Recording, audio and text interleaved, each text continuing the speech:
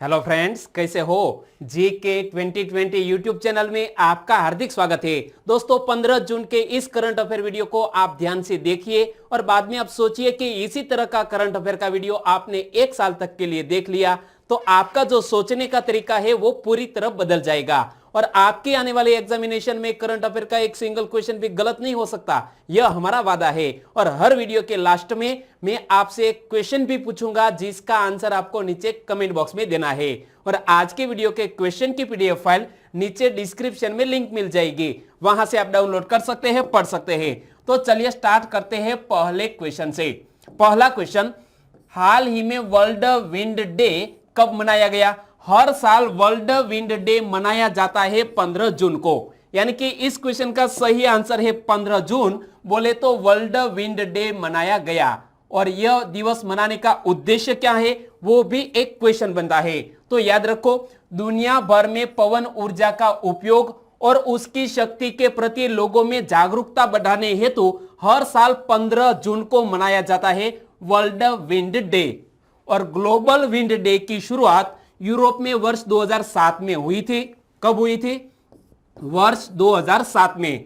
जबकि वैश्विक स्तर पर वर्ष 2009 में यह शुरुआत की गई थी और हाल ही में यह 15 जून 2020 को यह दिवस मनाया गया है। और इसी के बारे में मैं और भी बताना चाहूंगा। तो वर्ष 2009 में EWEA यानी कि यूरोपियन विंड एनर्जी एसोसिएशन और इसके साथ GWEC यानी कि ग्लोबल विंड एनर्जी काउंसिल ने मिलकर विश्व स्तर पर इस ग्लोबल विंड डे अथवा तो वर्ल्ड विंड डे के रूप में मनाए जाने की घोषणा की थी, यानी कि स्थापना की थी और तब से यह दिवस मनाया जाता है।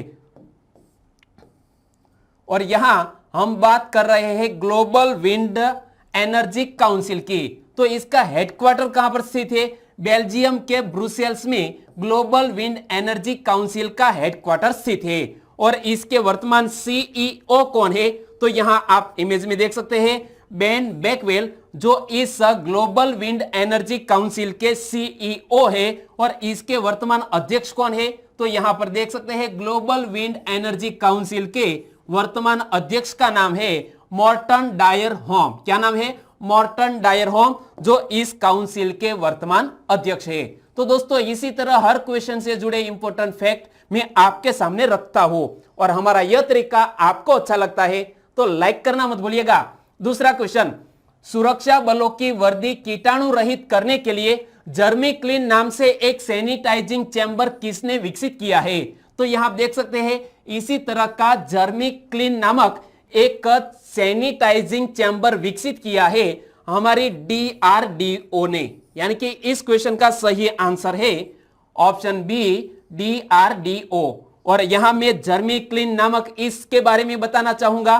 तो जर्मी क्लीन एक ड्राई हीट ट्रीटमेंट चैम्बर है जो 15 मिनट के भीतर वर्दी के 25 जोड़े को सैनिटाइज कर सकता है और किसी वस्तु की ड्राई हीटिंग संवाहन प्रक्रिया द्वारा की जाती है। तो यहां आप देख सकते हैं कि जर्मी क्लीन, और इसको डिजाइन किसने किया है? तो यहां आप लोगों के जरिए आप आराम से याद रख सकेंगे, DRDO ने इसे विकसित किया है।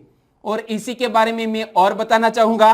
तो देखो, ऊष्मा को वस्तु की बाहरी सतह द्वारा अवशोषित किया जाता है और ड्राई हीट प्रोटीन के विकृतीकरण के कारण सूक्ष्म जीवों को मार देती है। और इसी तरह की हाल ही में यह संशोधन किया है DRDO ने। तो DRDO के बारे में मैंने कई बार आपको दोस्तों डिटेल में बताया है, लेकिन रिवाइज करना ही बहुत ही जरूरी है। तो यहां आप देखिए DRDO का पूरा नाम क्या होता है? The defence research and development organisation. DRDO की स्थापना 1958 में हुई और DRDO का हेडक्वार्टर DRDO भवन नई दिल्ली में स्थित है। DRDO के वर्तमान अध्यक्ष कौन है? जी सतीश रेड्डी। और DRDO का आदर्श वाक्य क्या है? बलस्य मूलम विज्ञानम। और DRDO किस मंत्रालय के अधीन कार्य करता है वो भी एक महत्वपूर्ण क्वेश्चन बनता है। तो हमारे रक्षा मंत्रालय के अधीन यह DRDO कार्य करता है। यहां पर भी आप पढ़ सकते हैं मिनिस्ट्री ऑफ डिफेंस के अंडर में यह हमारा DRDO कार्य करता है और इसका मोटो क्या है? बलस्य मूलम विज्ञानम। तो इतनी बात आपको याद रखनी है। तीसरा क्वेश्चन, हाल ही में जेट जीरो योजना पर कार्य करने की घोषणा किसने की है? जेट जीरो योजना पर कार्य करने की घोषणा हाल ही में यूनाइटेड किंगडम बोले तो ब्रिटेन ने की है, यानी कि इस क्वेश्चन का सही आंसर है यूनाइटेड किंगडम। लेकिन यह क्या है जेट जीरो? तो देखो, हाल ही में यूनाइटेड किंगडम ने उड्डयन क्षेत्र में ग्रीन हाउस गैसों के उत्सर्जन को कम करने के उद्देश्य से जेट जीरो योजना पर कार्य करने की घोषणा की है, यानी कि हवा में जो उत्सर्जन होता है ग्रीन हाउस गैसों का, उसको कम करने हेतु यूनाइटेड किंगडम ने यह कदम उठाया है। और यूनाइटेड किंगडम ने किस वर्ष तक देश को शून्य अर्थव्यवस्था यानी कि नेट जीरो इकोनॉमी बनाने का लक्ष्य रखा है? तो याद रखो, यूनाइटेड किंगडम ने वर्ष 2050 तक शुद्ध शून्य अर्थव्यवस्था बनाने का लक्ष्य रखा है, यानी कि नेट जीरो इकोनॉमी। और जेट जीरो योजना पर कार्य करने के लिए जेट जीरो काउंसिल का भी गठन किया गया है यूनाइटेड किंगडम में। और यहां हम बात करते हैं यूनाइटेड किंगडम की, तो यहां पहले तो आप मैप में देखिए कि यह है यूनाइटेड किंगडम और यूनाइटेड किंगडम की कैपिटल का नाम है लंदन। यूनाइटेड किंगडम की सम्राज्ञी का नाम क्या है? महारानी एलिजाबेथ द्वितीय। यूनाइटेड किंगडम के हाल ही के प्रधानमंत्री कौन बन गए हैं? Boris Johnson. यूनाइटेड किंगडम की करेंसी है पाउंड स्टर्लिंग। और यूनाइटेड किंगडम की जो संसद है वो भी द्विसदनात्मक शासन व्यवस्था रखती है। और संसद में उच्च सदन को हाउस ऑफ लॉर्ड्स और निम्न सदन को हाउस ऑफ कॉमन्स कहा जाता है। जिस तरह हमारे भारत में शासन व्यवस्था है, तो इसी तरह की संसदीय प्रणाली ब्रिटेन यानी कि यूनाइटेड किंगडम में भी है। चौथा क्वेश्चन, संविधान के किस अनुच्छेद के तहत किसी राज्य के विधानमंडल को उस राज्य में हिंदी या अन्य एक या अधिक भाषाओं को कार्यालयों में अपनाने का अधिकार है? तो हमारे संविधान में यह इस तरह का प्रावधान किया गया है अनुच्छेद 345 के तहत कि किसी भी राज्य अपने कार्यालयों में हिंदी अथवा अन्य एक और अधिक भाषाओं को कार्यालयों में अपना सकता है। और इसीलिए इस क्वेश्चन का सही आंसर है अनुच्छेद 345। और बात करते हैं इस अनुच्छेद के बारे में, तो हाल ही में यह क्वेश्चन सुर्खियों में क्यों आया? तो देखो, हाल ही में सर्वोच्च न्यायालय ने हरियाणा राजभाषा संशोधन अधिनियम 2020 को चुनौती देने वाले याचिकाकर्ताओं को पंजाब हरियाणा उच्च न्यायालय में अपील करने को कहा है।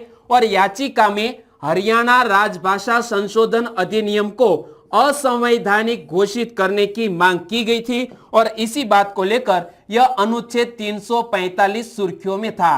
तो इसमें क्या प्रावधान किया गया है? तो हमारे संविधान का अनुच्छेद 345 किसी राज्य के विधानमंडल को उस राज्य में हिंदी या अन्य एक या अधिक भाषाओं को कार्यालयों में अपनाने का अधिकार देता है। और इसीलिए आपके यदि सिलेबस में कॉन्स्टिट्यूशन है तो यह बात याद रखनी है। और यहां जब यह डिसीजन लिया है सुप्रीम कोर्ट ने, तो हमारी सुप्रीम कोर्ट की स्थापना 28 जनवरी 1950 को हुई। सुप्रीम कोर्ट की कहां पर स्थित है? तो हमारी नई दिल्ली में हमारी सुप्रीम कोर्ट स्थित है। और भारत के वर्तमान मुख्य न्यायाधीश कौन है? तो हमारे न्यायमूर्ति शरद अरविंद बोबड़े हमारे सुप्रीम कोर्ट के 47वें चीफ जस्टिस है।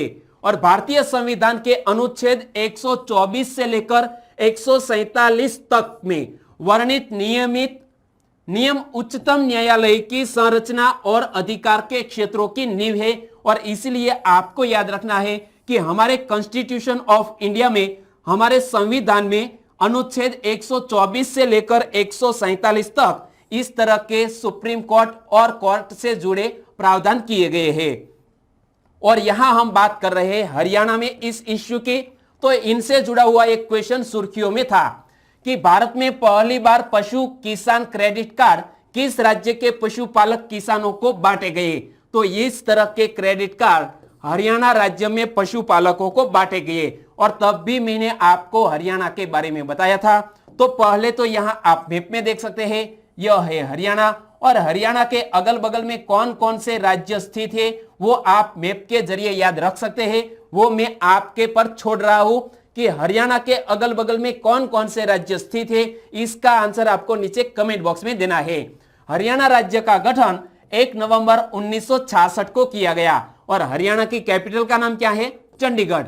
हरियाणा के वर्तमान राज्यपाल कौन है? सत्यदेव नारायण आर्य। और हरियाणा के वर्तमान मुख्यमंत्री है मनोहर लाल खट्टर।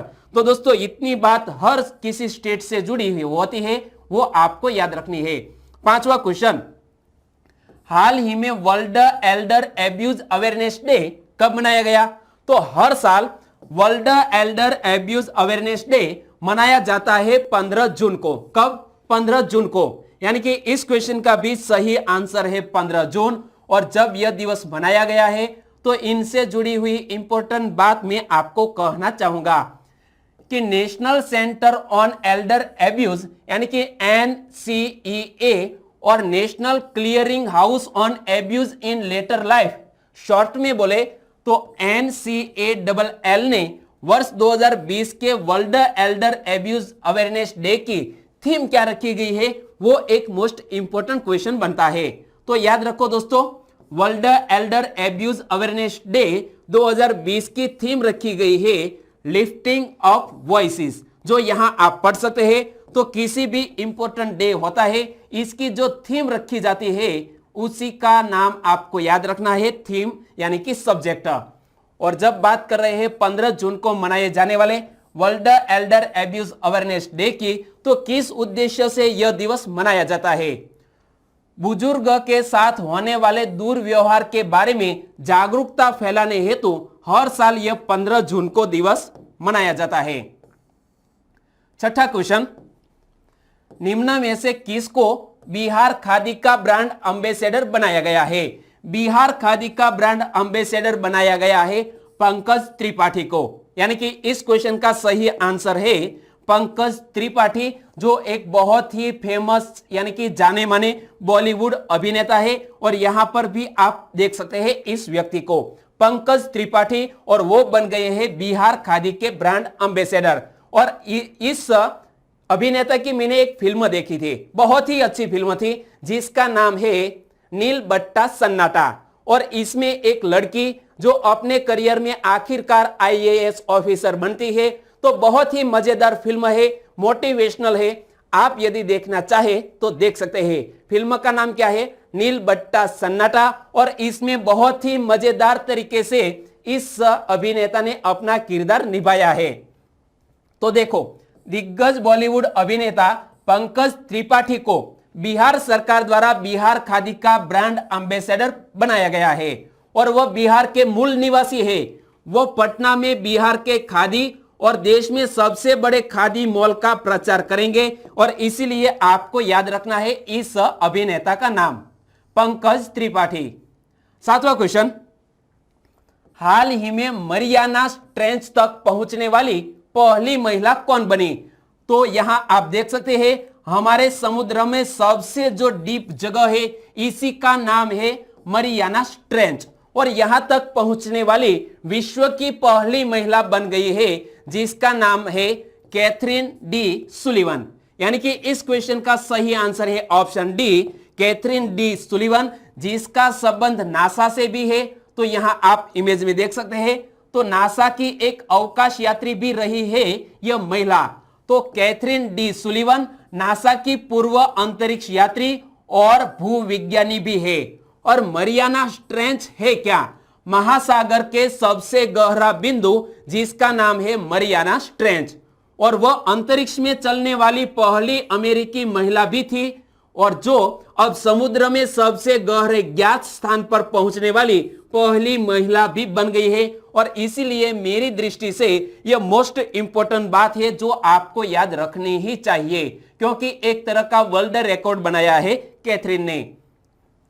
और देखो, मिशन के लॉजिस्टिक्स को समन्वित करने वाली कंपनी EYOX एक्सपेडिशंस के अनुसार सुलिवन अपने 35,810 फुट के गोते के साथ चैलेंजर डीप तक उतरी, और वह वॉक इन स्पेस के लिए और वे सबसे गहरे बिंदु तक उतरने वाली पहली व्यक्ति बन गई है। और यहां पर भी आप देख सकते हैं उन्होंने हाल ही में यह विश्व रिकॉर्ड बनाया है। 8वां क्वेश्चन, हाल ही में किस नदी के पानी में डूबा एक 500 साल पुराना मंदिर पुरातत्व सर्वेक्षण टीम ने खोज निकाला है। तो यहां आप देख सकते हैं तकरीबन 500 साल पुराना यह मंदिर जो हाल ही में महानदी में था, उसको हाल ही में एक पुरातत्व सर्वेक्षण टीम ने खोज निकाला है। यानी कि इस क्वेश्चन का सही आंसर है ऑप्शन बी, महानदी, जिसमें 500 साल जो पुराना मंदिर था उसको खोज निकाला है। तो देखो, बाढ़ के कारण 150 साल के अपने मार्ग को बदलने वाली महानदी ने पद्मावती गांव में स्थित इस मंदिर में डुबो दिया था और इस क्षेत्र में 22 से अधिक गांव है जो महानदी के पानी में डूबे हुए हैं और उसी में से हाल ही में एक जगह को खोज निकाला है।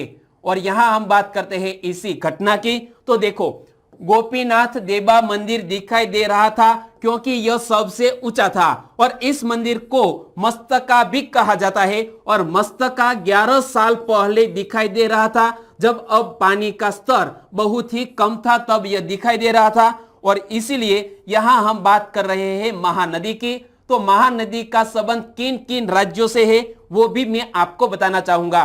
तो ओडिशा और छत्तीसगढ़ से होकर यह महानदी बहती है और प्रसिद्ध हीराकुड बांध इसी नदी पर स्थित है। और यहां आप देख सकते हैं यह है हीराकुड बांध, जो यहां पर लिखा है इंडियाज लार्जेस्ट डैम, यानी कि भारत का सबसे लंबा यह डैम है जिसका नाम है हीराकुड डैम। और हीराकुड बांध दुनिया का सबसे बड़ा मिट्टी का बांध है, यह बात भी आपको याद रखनी है। दुनिया का सबसे बड़ा मिट्टी का बांध बोले तो हीराकुड डैम। 9वां क्वेश्चन, हाल ही में रिजर्व बैंक ऑफ इंडिया ने किसकी अध्यक्षता में एक आंतरिक कार्य दल का गठन किया है? तो हमारी रिजर्व बैंक ऑफ इंडिया ने हाल ही में डॉक्टर प्रसन्ना कुमार मोहंती की अध्यक्षता में एक आंतरिक कार्य दल का गठन किया है। यानी कि इस क्वेश्चन का सही आंसर है डॉक्टर प्रसन्ना कुमार मोहंती। तो देखो दोस्तों, क्या बात है कि भारतीय रिजर्व बैंक द्वारा आंतरिक कार्य समूह का गठन किया गया है। तो गठन क्यों किया गया है वो भी एक क्वेश्चन बनता है। तो भारतीय निजी क्षेत्र के बैंकों के लिए स्वामित्व और कॉरपोरेट ढांचे पर मौजूद दिशा निर्देशों की समीक्षा करने हेतु यह आंतरिक कार्य समूह का गठन किया गया है रिजर्व बैंक ऑफ इंडिया के द्वारा, जिसके हाल ही में अध्यक्ष जो बन गए हैं, इस व्यक्ति को भी आप यहां इमेज में देख सकते हैं। इस व्यक्ति का नाम है डॉक्टर प्रसन्ना कुमार मोहंती।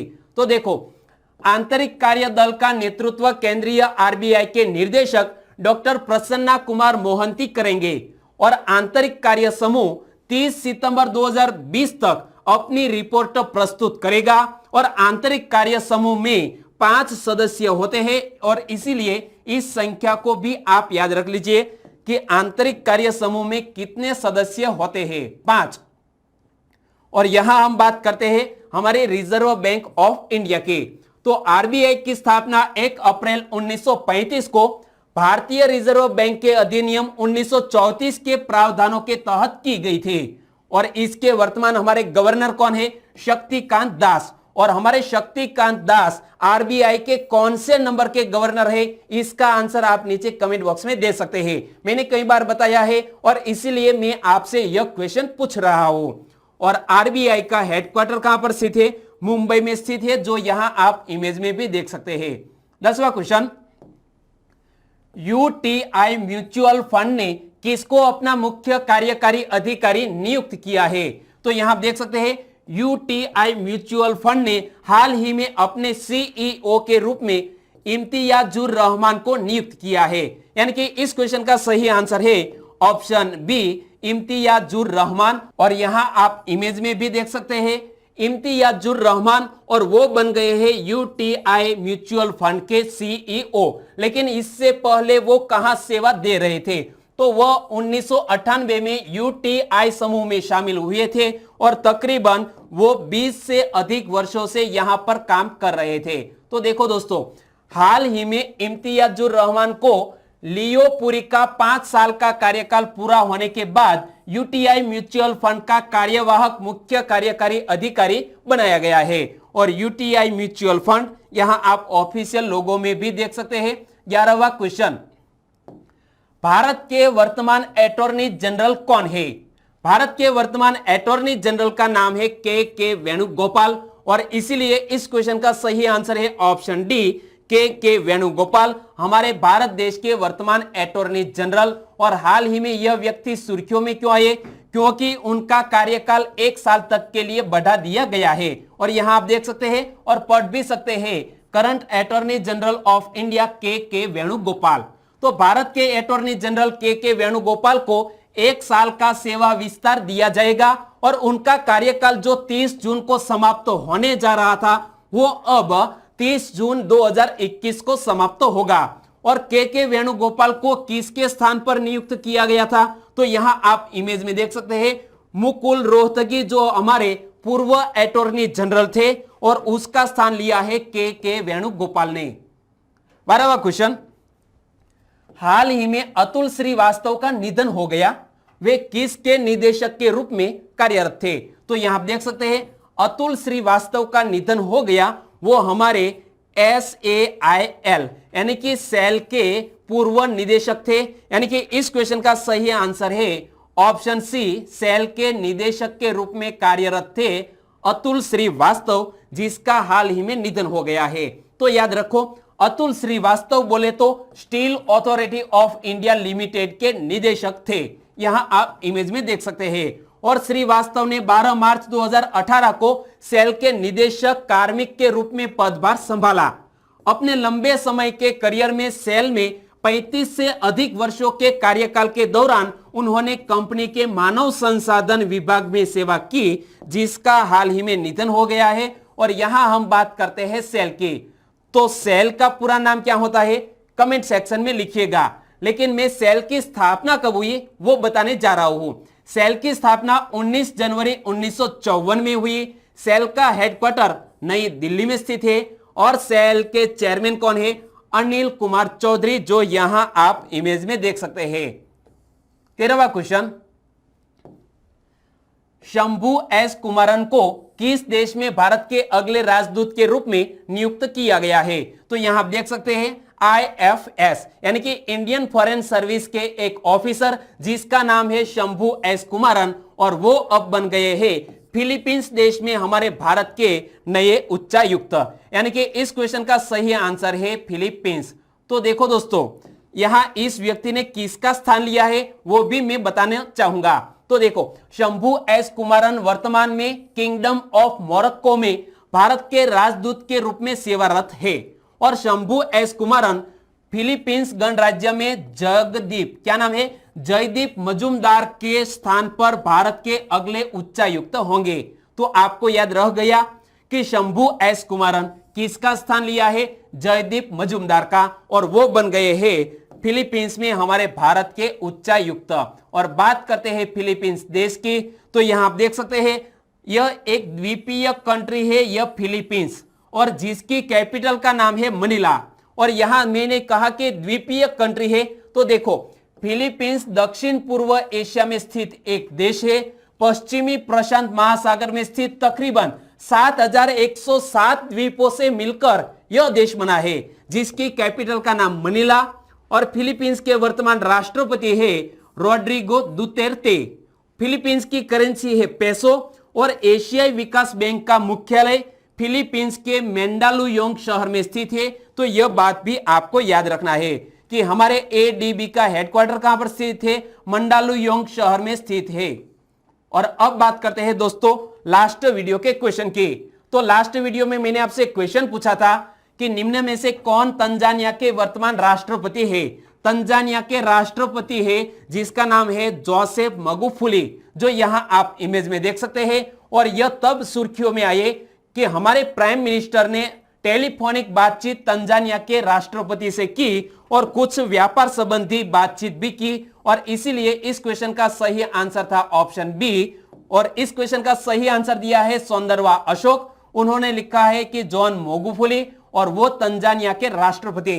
और साथ ही अशोक सौंदरवा ने इसके बारे में बहुत ही डिटेल में बताया है। आपको बहुत बहुत धन्यवाद। तो साथ वनकर नितिन कुमार जो अहमदाबाद गुजरात से है, मनीषा मेर वो गुजरात के नवागाम से है, उन्होंने भी इस क्वेश्चन का सही आंसर दिया कि तंजानिया की वर्तमान राष्ट्रपति है जोसेफ मगुफुली। और हमारे और भी सब्सक्राइबर फ्रेंड है जिनके नाम में लेना चाहूंगा, वो है अवनीश यादव, और वो तो उत्तर प्रदेश आजमगढ़ से है। तो उन्होंने भी इस क्वेश्चन का सही आंसर दिया। आपको भी बहुत बहुत धन्यवाद। प्रियांक चौधरी वो सूरत से है और उन्होंने इस क्वेश्चन के बारे में डिटेल में बताया। हर्ष अंतानी उन्होंने भी इस क्वेश्चन का सही आंसर दिया। सभी दोस्तों को बहुत बहुत धन्यवाद। जी हां दोस्तों, एक हमारे और भी सब्सक्राइबर फ्रेंड है जिसका नाम है पगी अतुल, उन्होंने भी आज इस क्वेश्चन का सही आंसर दिया और हमारे कमेंट सेक्शन में आंसर देने के लिए अब जुड़ चुके हैं। तो आपको भी वेलकम। और आज के वीडियो का क्वेश्चन ए रहा स्क्रीन पर। वारकरी संप्रदाय का संस्थापक किसको माना जाता है? कल ही मैंने आपको भक्ति आंदोलन से जुड़े हुए इस क्वेश्चन के बारे में डिटेल में बताया था। आपको यदि याद है कि वारकरी संप्रदाय का संस्थापक किसको माना जाता है, 4 ऑप्शन आपकी स्क्रीन पर है और इनमें से सही आंसर चॉइस करके आंसर देना है नीचे कमेंट बॉक्स में। तो दोस्तों आंसर देना मत भूलिएगा। और आज का वीडियो कैसा लगा? अच्छा लगा, हेल्पफुल लगा तो आपके दोस्तों को फेसबुक, व्हाट्सएप और टेलीग्राम के जरिए इस वीडियो की लिंक शेयर करना मत भूलिएगा। इसी तरह इंटरेस्टिंग करंट अफेयर वीडियो के साथ फिर मिलेंगे। तब तक के लिए टेक केयर एंड जय हिंद।